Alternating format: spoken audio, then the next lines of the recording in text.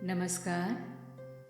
मैं जया भट्टाचार्य कहानियों के गुलदस्ते से आज आपके लिए लेकर आई हूँ कंचन रावत की लिखी कहानी एक रात की बात है। ये कहानी है एक नई नवेली दुल्हन की, जिसकी ज़िंदगी में एक बड़ी अजीब घटना हो जाती है। कौन है उसके पीछे? उसके ससुराल वाले, मायके वाले या कोई और? तो आइए सुनते हैं कहानी एक रात की बात।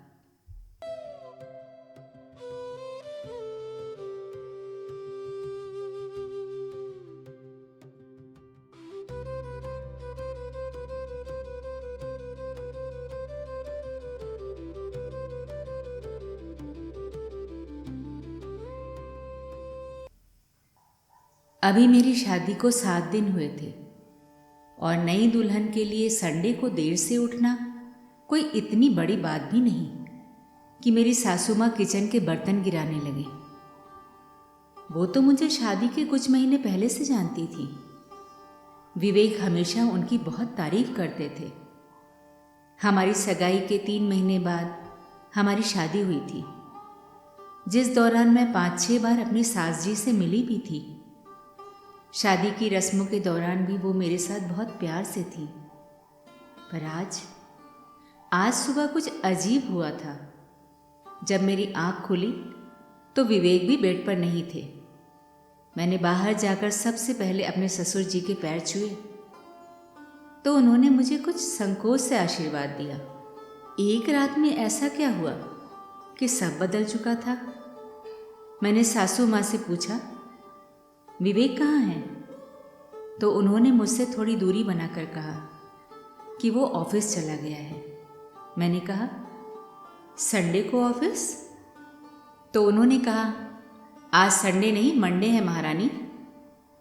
मेरा दिमाग बिल्कुल चकरा गया था। मुझे लगा कि मुझे इतनी बड़ी गलतफहमी कैसे हो सकती है। फिर मैंने सोचा, शायद ये शादी की थकान अभी तक उतरी नहीं है। लेकिन मेरे प्रति सबके बदले हुए रवैये से मैं बहुत दुखी थी। पिछले 1 हफ्ते से जिस ससुराल में मैं रानियों की तरह रह रही थी, वो अचानक मुझे पराया लग रहा था। मैं इस उधेड़ बुन में नहाने चली गई। जब बाहर आई तो मेरा फ़ोन बज रहा था। वो विवेक का फ़ोन था। उसने मुझसे कहा कि मैं तैयार हो जाऊं, वो 1 घंटे में घर आ रहा है मुझे लेने। विवेक की इस बात से मुझे तसल्ली हुई कि बाकी सब भले ही बदल गए, कम से कम विवेक जो मेरे लिए दुनिया में सबसे इम्पोर्टेंट है, वो तो मेरे बारे में सोच रहे हैं। विवेक की सरप्राइज़ देने की आदत मुझे बहुत पसंद है। शादी से पहले एक दिन उन्होंने मुझे तुरंत घर के नीचे बुलाया और ऐसे ही घर के कपड़ों में मुझे मूवी और फिर डिनर ले गए। मुझे तैयार होने तक का वक्त नहीं दिया था उन्होंने। आज कम से कम मुझे पहले बताया तो और 1 घंटे का वक्त तो दिया। मैं खुश थी और मन ही मन मुस्कुरा रही थी।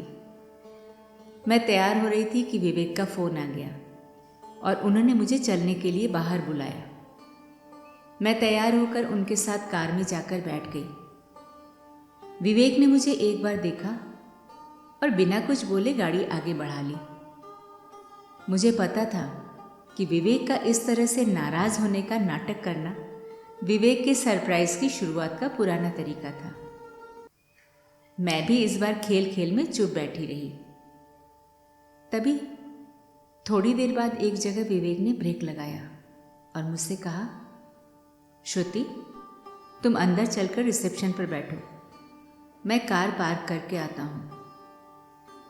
विवेक के मुंह से रिसेप्शन शब्द सुनकर मैं थोड़ी देर झिझक गई, पर फिर तुरंत बाहर उतरकर मैंने उस बोर्ड पर पढ़ा, सिन्हा साइकियाट्रिक क्लिनिक। मैंने आसपास हर तरफ देखा कि शायद मुझे विवेक ने कहीं और जाने को कहा होगा, पर उस रेजिडेंशियल एरिया में सिर्फ एक वो क्लिनिक ही था, बाकी सब कोठियाँ थीं। मैं चुपचाप वहीं सन्न खड़ी रह गई। मुझे धीरे धीरे समझ आ रहा था कि शायद मुझसे कोई बड़ी गलती हुई है। जिसके कारण सब मुझसे इस तरह बात कर रहे थे। तभी विवेक आए और उन्होंने मुझसे कहा, तुम अंदर नहीं गई? आओ चले। मैं चुपचाप विवेक के पीछे पीछे चल दी। मुझे अब भी समझ नहीं आ रहा था कि विवेक का कोई बड़ा मजाक है या सच। पर क्लिनिक में अंदर पहुंचकर जब विवेक ने मेरे नाम से डॉक्टर का अपॉइंटमेंट कंफर्म किया तो मुझे अपनी किसी कमी का यकीन हो गया। विवेक और मैं अपने नंबर का इंतज़ार कर रहे थे, पर 1 हफ्ते की शादी में मैं विवेक के साथ जितनी कंफर्टेबल हुई थी, उसके बाद भी आज मुझसे उससे ये पूछने की हिम्मत नहीं हुई कि आखिर वो मुझे एक साइकियाट्रिस्ट यानी दिमाग के डॉक्टर के पास क्यों लाया है। मैं इस सोच में अनुमान लगा ही रही थी कि अटेंडेंट ने हमें अंदर जाने को कहा। अब हम डॉक्टर के सामने बैठे थे। वो कमरा कुछ अलग था। नॉर्मल ड्राइंग रूम की तरह सोफा लगा था और उस डॉक्टर के चेहरे पे भी एक गंभीरता की जगह स्माइल थी। डॉक्टर ने मुझसे पूछा, बताइए आपको क्या प्रॉब्लम है? मैंने विवेक की तरफ देखा क्योंकि मुझे तो कुछ पता ही नहीं था। तब विवेक ने डॉक्टर से कहा, डॉक्टर, दरअसल मुझे नहीं लगता श्रुति को भी पता होगा कि उसे क्या प्रॉब्लम है। अब डॉक्टर से ज़्यादा मैं अपनी प्रॉब्लम जानने के लिए उत्सुक थी। तब विवेक ने आगे कहा, डॉक्टर, हमारी शादी को 1 हफ्ता हुआ है। शुरू में सब ठीक था। मुझे श्रुति की मम्मी ने ये बात पहले ही बताई थी, पर मुझे और उन्हें यकीन था कि शादी के बाद सब ठीक हो जाएगा। पर अब जब शादी के 1 हफ्ते बाद ये फिर से हुआ तो मुझे लगा अब मुझे देर नहीं करनी चाहिए और इसीलिए मैं श्रुति को आपके पास ले आया। विवेक के मुंह से ये बात सुनकर श्रुति से रहा न गया और वो लगभग चिल्लाते हुए विवेक से बोली, विवेक, मुझे क्या हुआ है बताते क्यों नहीं? तब विवेक ने डॉक्टर को बताया कि शनिवार की रात कुछ गेस्ट को विदा करके हम थके हारे अपने कमरे में आकर सो गए थे। फिर अगले दिन मैं उठा तो मैंने श्रुति को बड़े प्यार से आवाज़ दी, पर उसने मेरी आवाज़ नहीं सुनी। तो मुझे कुछ शक हुआ। ये बात मेरे अलावा घर में किसी को पता नहीं थी कि श्रुति को एक अजीब बीमारी है जिसमें वो कई बार 2 दिन तक सोकर नहीं उठ पाती। ये एक शॉर्ट कोमा जैसी अवस्था होती है और वो तभी उठ सकती है जब वो खुद उठेगी। कमरा सन्नाटे से भरा था। श्रुति सन्न रह गई थी। उसकी नई जिंदगी में मानो कोमा लग गया था।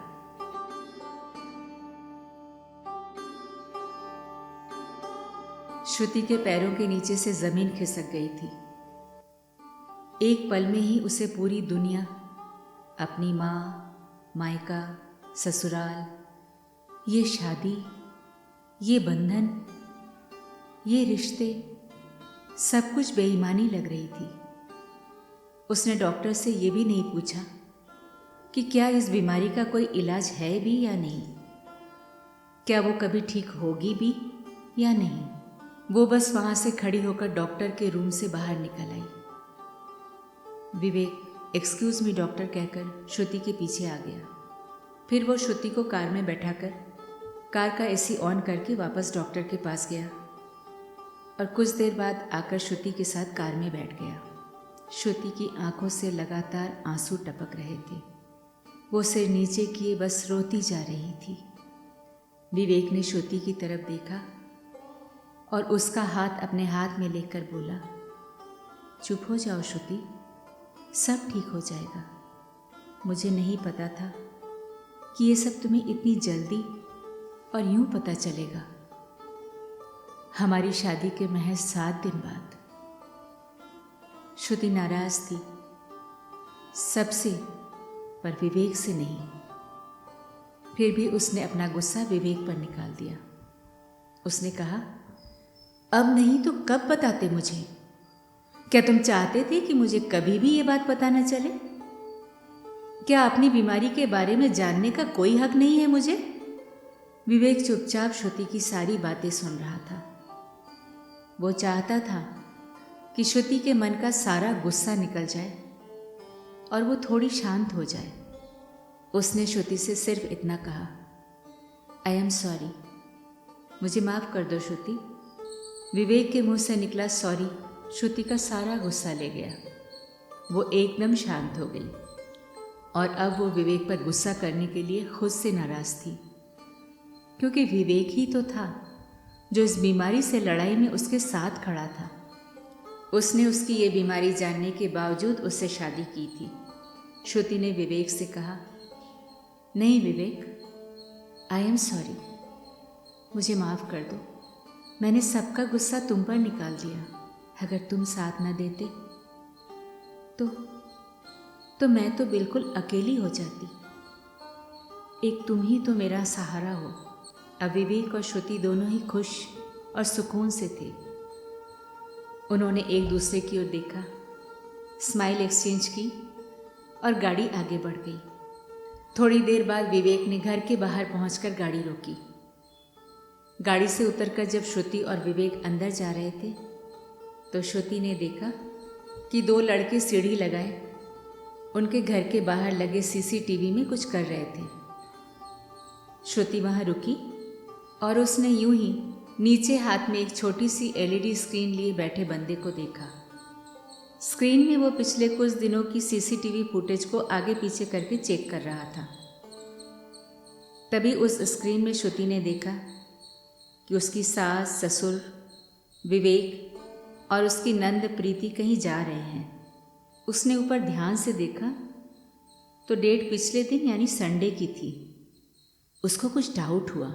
वो उस सीसीटीवी वाले लड़के से बोलकर उस फुटेज को दोबारा देखने लगी। तभी पीछे से विवेक आ गया और श्रुति को वो फुटेज देखते हुए थोड़ा झिझक गया। श्रुति ने विवेक से सीधे सवाल किया, विवेक, कल तो मेरी तबीयत खराब थी और मैं पूरा दिन सो रही थी, तो तुम सब लोग घर में मुझे अकेला छोड़कर कहाँ गए थे? विवेक ने श्रुति से धीरे से कहा, श्रुति अंदर चलो, घर में बैठकर बात करते हैं। विवेक श्रुति के शक से थोड़ा बेचैन हो गया था, पर उसने वहाँ ये बात संभाल ली। फिर वो श्रुति को घर के अंदर ले गया। अंदर जाते ही उसकी सास और ससुर ने उसकी ओर सवालों की बारिश कर दी। सवाल तो उसके मन में भी थे, पर वो इन नए रिश्तों की मर्यादा को ऐसे लांघना नहीं चाहती थी। वो बेचारी खुद जितना अपनी बीमारी के बारे में जानती थी उतना उसने उन्हें बता दिया, पर उसकी सास ने एक टिपिकल सासू माँ की तरह हल्की आवाज़ में उसके मायके वालों पर शादी से पहले कुछ न बताने का इल्ज़ाम लगा दिया था, जिससे श्रुति बहुत दुखी थी और साथ ही साथ अपने घर वालों से गुस्सा भी थी, क्योंकि उसकी भले ही ये बीमारी उसकी थी, पर ये बेइज्जती और इल्ज़ाम उसके परिवार वालों के कारण उस पर लगे थे। श्रुति अब सिर्फ एक ही सवाल का जवाब जानना चाहती थी कि उसे घर में पूरे दिन बीमार सोते हुए अकेला छोड़कर सारे घर वाले कहाँ गए थे? ऐसी कौन सी इमरजेंसी थी? श्रुति के मन में अब गुस्से के साथ अविश्वास की भावना भी धीरे धीरे घर कर रही थी, क्योंकि उसके सवालों के जवाब अभी तक उसे नहीं मिले थे। रात को डिनर के बाद जब वो अपने कमरे में गई तो उसने ये सोच रखा था कि विवेक को अकेला पाते ही वो सबसे पहले उससे इस सवाल का जवाब मांगेगी कि उसे घर में बीमार अकेली सोते छोड़कर पूरा परिवार कहाँ गया था। थोड़ी देर में विवेक कमरे में आया। वो भी जानता था कि श्रुति उससे यही सवाल पूछेगी, इसलिए उसने आते ही बात टालने के लिए टीवी ऑन किया और श्रुति की बनाई भिंडी की सब्जी की तारीफ करने लगा।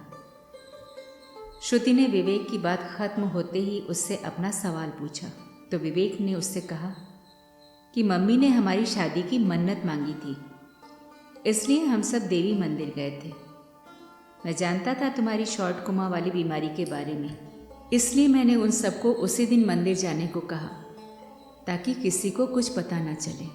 श्रुति ने विवेक से कहा, तो ये बात तुमने मुझे सुबह ही क्यों नहीं बताई? मैं पता नहीं क्या सोच रही थी। विवेक, मैं तुमसे ज़्यादा किसी पर विश्वास नहीं करती और मैं चाहती हूँ मेरा ये विश्वास हमेशा बना रहे, इसलिए प्लीज़ मुझसे कभी भी कुछ मत छुपाना। विवेक ने माहौल हल्का करने के लिए कहा। हाँ मैडम, जैसा आप कहें, श्रुति ने आगे कहा। और अगर मुझसे कोई भूल हो तो मुझे बता देना, और मैं भी तुम्हें तुम्हारी गलतियां गिनाती रहूंगी। ये कहकर श्रुति का चेहरा मुस्कान के साथ खिल गया। विवेक भी श्रुति के चेहरे पर 3 दिन बाद हंसी देखकर सुकून में था। अगली सुबह खुशियों से भरी थी। श्रुति ने सबसे पहले उठकर सबके कमरों में चाय पहुंचाई और फिर विवेक को भी प्यार से उठाकर चाय दी। उसकी जिंदगी में जैसे अब सब कुछ ठीक हो रहा था।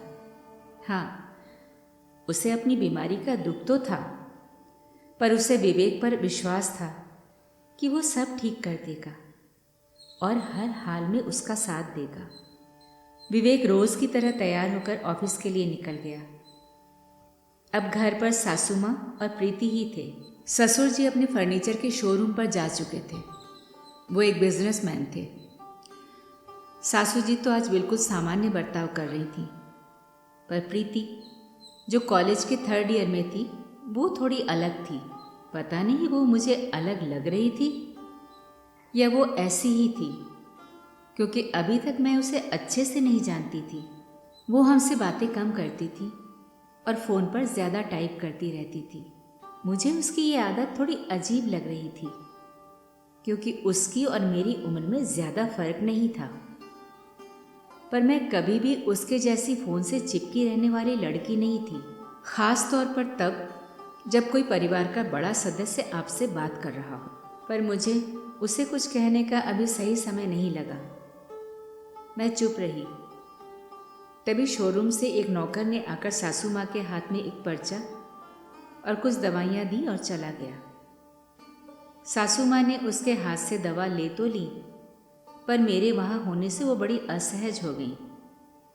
इससे पहले मैं उनसे कुछ पूछती, वो दवाइयाँ अपनी साड़ी के पल्लू में ढककर तुरंत अंदर चली गई। मुझे उनका ये रवैया बड़ा ही अजीब लगा। मैंने तुरंत प्रीति से पूछा, प्रीति, मम्मी को कोई प्रॉब्लम है क्या? ये दवाइयाँ किसकी थी? प्रीति ने अपने फ़ोन में से नज़र उठाकर मुझे देखा और कहा, कौन सी दवाइयाँ? प्रीति से यह सवाल करना ही बेकार था। वो तो किसी और ही दुनिया में रहती थी। काफ़ी देर तक सासू माँ नहीं आई और वे सीधे किचन में चली गई। मैंने भी बात को नज़रअंदाज कर दिया। शायद कल जो मेरे साथ हुआ उसने एक ही दिन में मुझे ऐसा शक्की बना दिया था कि मैं हर चीज़ पर ध्यान दे रही थी और बेवजह मन में वहम आ रहा था। शाम को विवेक ऑफिस से आए तो वे मेरे लिए एक केक लाए थे। मैंने पूछा, ये किस खुशी में? तो उन्होंने याद दिलाया कि ठीक 3 महीने पहले इसी दिन हमारी सगाई हुई थी। ये उसका सेलिब्रेशन है। मैं खुश थी। सब लोग केक खा रहे थे। हंसी खुशी टाइम बीत रहा था। रात को सबके डिनर के बाद मैं अपने कमरे में आ रही थी कि मेरी नज़र प्रीति के कमरे पर पड़ी, जिसका दरवाज़ा थोड़ा सा खुला था। मैंने देखा प्रीति अपने बिस्तर पर दीवार की ओर मुंह करके लेटी थी और लाइट जल रही थी। मुझे लगा शायद वो सो गई है, तो मैं उसके कमरे की लाइट बंद कर दूं। मैंने धीरे से अंदर जाकर जैसे ही लाइट बंद की, मुझे एक ज़ोर से चिल्लाने की आवाज़ आई। इस चीख की डर से मेरे दूसरे हाथ से दूध का गिलास ज़मीन पर गिर गया और कुछ ही मिनट में सब लोग दौड़कर वहाँ आ गए। विवेक ने आकर तुरंत कमरे की लाइट ऑन कर दी। मैं और प्रीति दोनों ही डरे हुए थे। मैं तो चीख की आवाज़ से डरी थी, पर प्रीति जो खुद चीखी थी, वो लाइट बंद होने से ऐसे क्यों डर गई थी? सासू माँ ने गुस्से से मेरी तरफ देखा और कहा, बहू, प्रीति के कमरे की लाइट आगे से कभी बंद मत करना। मैंने कहा, मम्मी जी, मुझे लगा प्रीति सो गई। तभी मुझे बीच में रोकते हुए विवेक ने कहा, श्रुति, आगे से लाइट कभी बंद मत करना, समझ गई ना तुम? चलो अब। कुछ देर पहले जो सारे लोग खुशनुमा माहौल में झूम रहे थे, एक लाइट बंद करने से ऐसा क्या हो गया कि सब मुझसे नाराज हो गए? ये बात मेरी समझ से परे थी और न चाहते हुए भी फिर से मुझे कोई शक के घेरों में जकड़ रही थी। आई एम सॉरी विवेक, मुझे नहीं पता था कि एक लाइट बंद होने से प्रीति इतनी डर जाएगी। मुझे तो लगा वो सो गई है, इसलिए मैंने उसके कमरे की लाइट बंद की। श्रुति की ये बात सुनकर विवेक ने उससे कहा, छोड़ो ना श्रुति, जो हुआ सो हुआ, अब कभी मत करना ऐसा। प्रीति को अंधेरे से डर लगता है, वो रात को भी लाइट ऑन करके ही सोती है। अब छोड़ो ये बात, चलो सो जाते हैं, मुझे सुबह जल्दी ऑफिस जाना है। अगले दिन सुबह सब लोग सामान्य थे, वे कल रात की बात भी भूल चुके थे। बस श्रुति के दिमाग में प्रीति की वो चीख अभी भी लगातार घूम रही थी। श्रुति अब प्रीति का ज़्यादा ध्यान रखने लगी थी, उसके साथ वो कुछ ज़्यादा ही प्यार से पेश आ रही थी, उसके खाने पीने पर भी ध्यान दे रही थी। प्रीति भी अब धीरे धीरे श्रुति के साथ घुलने मिलने लगी थी। अगले कुछ ही दिनों में ही वो दोनों अच्छी दोस्त बन गई थी। ये बात विवेक को न जाने क्यों खटकने लगी थी।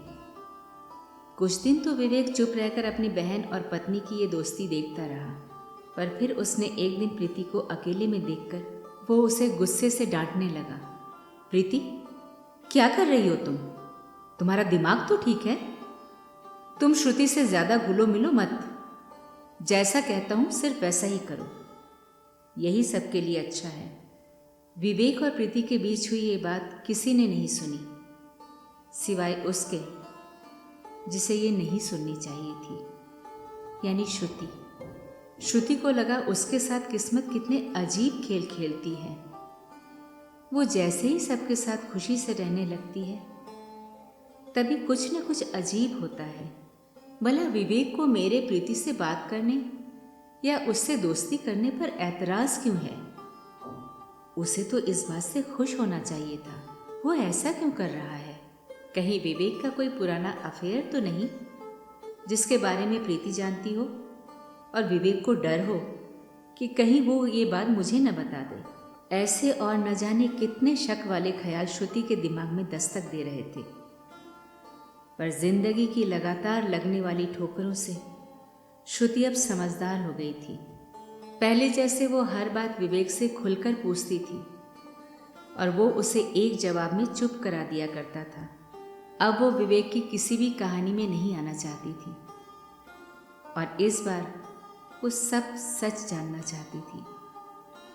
उसने तय कर लिया था कि ये लुका छिपी का खेल अब उसे खत्म करना ही होगा। श्रुति विवेक के ऑफिस जाने का इंतज़ार करती और फिर घर पर उसके सारे कपड़े फाइल्स ढूंढने लगती। उसे उम्मीद थी कि उसके अफेयर का कोई सबूत तो उसके हाथ ज़रूर लगेगा। कई दिनों तक ये चलता रहा, पर जब कुछ भी श्रुति के हाथ न लगा तो उसने विवेक का पीछा करने का सोचा। एक शनिवार को तो वे उसके ऑफिस पहुंच गई, सिर्फ ये चेक करने कि कहीं ऐसा तो नहीं कि विवेक का ऑफिस सिर्फ सोमवार से शुक्रवार तक हो और वो शनिवार को किसी और के साथ वक्त बिताने के लिए ऑफिस के नाम पर घर से चला जाता हो। पर विवेक के ऑफिस पहुंचकर उसने जब विवेक को वहीं पाया तो उसने एक झूठा बहाना बनाकर दिया कि वो शॉपिंग के लिए पास के मॉल आई थी, बस इसीलिए उससे ऑफिस मिलने आ गई। इसके बाद अपने जासूसी के झूठ को छुपाकर वो वापस घर तो आ गई, पर उसका मन ये मानने को तैयार ही नहीं था कि सब ठीक है। अब उसके पास एक ही रास्ता था, किसी तरह प्रीति से ये पूछना कि विवेक उसे क्यों उससे बात करने से रोक रहा था। इसलिए अब श्रुति ने विवेक का पीछा छोड़ दिया और उसका नया निशाना थी प्रीति। श्रुति अब प्रीति से ज़्यादा घुल मिल रही थी। प्रीति, जो उसे अब एक भाभी से ज़्यादा बढ़कर दोस्त मानने लगी थी, वो इस बात से अनजान थी कि श्रुति का ये प्यार सिर्फ उसके प्रति एक नंद या दोस्त वाला स्नेह नहीं, बल्कि उसके दिमाग में चलती एक चाल का हिस्सा भी था। श्रुति घंटों प्रीति से बात करती और घुमा फिराकर उससे विवेक के पास्ट के बारे में जानने की कोशिश करती रहती। पर प्रीति के पास विवेक और उसके बचपन की शरारतों के तो कई किस्से थे, लेकिन ऐसी कोई बात नहीं थी जिससे श्रुति का मकसद हल हो सके। रात को विवेक के घर आते ही श्रुति प्रीति के साथ सामान्य हो जाती और दिन भर उससे चिपकी रहती। अगली सुबह घर की बेल बजने से उसकी आंखें खुली तो दरवाजे पर उसकी सासू माँ खड़ी थी, जो तीर्थ यात्रा से वापस आ गई थी। उन्हें देखते ही श्रुति के चेहरे का रंग उड़ गया, जैसे वो उनके आने से बिल्कुल भी खुश ना हो, या जैसे किसी चोर की चोरी पकड़ी गई हो। बूढ़ी आंखों के तजुर्बे से एक नई दुल्हन को अपने चेहरे के भाव को छुपाना मुश्किल था। उसने सासू माँ का स्वागत करके उन्हें अंदर बुलाया और फिर उनके लिए चाय बनाने चली गई। उसकी सास ने सबसे पहले प्रीति के कमरे में जाकर उसके सिर पे हाथ फेरा और उसके माथे पे एक छोटा सा टीका लगाया और उसके कमरे में एक पुड़िया रखकर बिना उसे जगाए चुपचाप बाहर आ गई। श्रुति को प्रीति की तबीयत के बारे में पता तो था, पर अब उसे यकीन था कि शायद उसकी तरह प्रीति भी अपनी बीमारी की गंभीरता से अनजान है।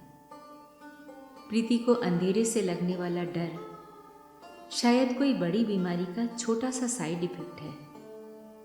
इसीलिए सासू माँ प्रीति के लिए आशीर्वाद लेने के उद्देश्य से तीर्थ यात्रा पर गई थी। एक बार तो श्रुति को लगा कि शायद उसकी सास ने ये यात्रा सिर्फ अपनी बेटी के लिए की। वो उसकी बीमारी के बारे में भी तो जानना चाहती थी, पर उन्होंने ऐसा कुछ नहीं दिया। फिर उसने नए रिश्ते के कारण इस बात को नज़रअंदाज करके आगे बढ़ना ही बेहतर समझा। अगले दिन रोज़ाना की तरह श्रुति विवेक के जाते ही प्रीति के साथ दोस्तों वाला बर्ताव करने लगी। पर ये गहरी दोस्ती अब न सिर्फ विवेक बल्कि उसकी सासू माँ को भी खटक रही थी। विवेक की तरह उसकी सास ने भी प्रीति को अकेले में श्रुति से दूर रहने के लिए समझाया।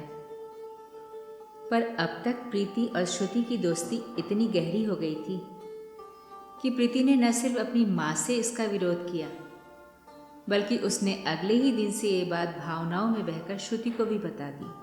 श्रुति इस बात से बड़ी चिंता में पड़ गई कि आखिर ऐसी क्या बात है कि ये सब लोग मिलकर प्रीति और मेरी दोस्ती के पीछे पड़े हैं। तभी श्रुति के दिमाग में एक बात आई। उसने सोचा, कहीं ये प्रीति की बीमारी ही तो नहीं जिसके कारण कोई मुझे उसके करीब नहीं जाने देना चाहता, ताकि मुझे न पता चल सके कि उसे क्या प्रॉब्लम है। बहुत दिनों बाद ही सही, पर इस बार श्रुति का अंदाज़ा बिल्कुल सही था। अब उसे विवेक के अफेयर नहीं बल्कि प्रीति की बीमारी के बारे में जानना था। उसने प्रीति से सब कुछ पूछा, पर बेचारी प्रीति तो अपनी बीमारी के बारे में इससे ज़्यादा कुछ नहीं जानती थी कि उसे अंधेरे से डर लगता है। और लगभग 5 साल पुरानी उसकी इस बीमारी की शुरुआत एक कार एक्सीडेंट के बाद हुई थी, जिसमें उसके सिर पर गहरी चोट लगी थी। इसके बाद से ही कभी कभी वो बेहोश हो जाती थी और फिर उसे कुछ दिन कॉलेज जाने से और किसी से भी मिलने से रोक दिया जाता था। अब श्रुति और प्रीति दोनों मिलकर सच्चाई की खोज में लग गई थी।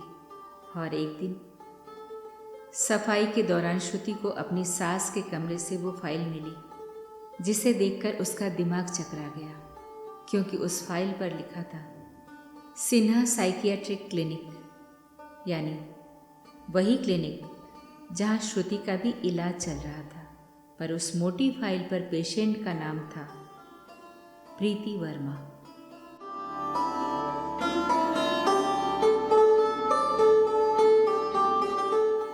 एक रात की बात है।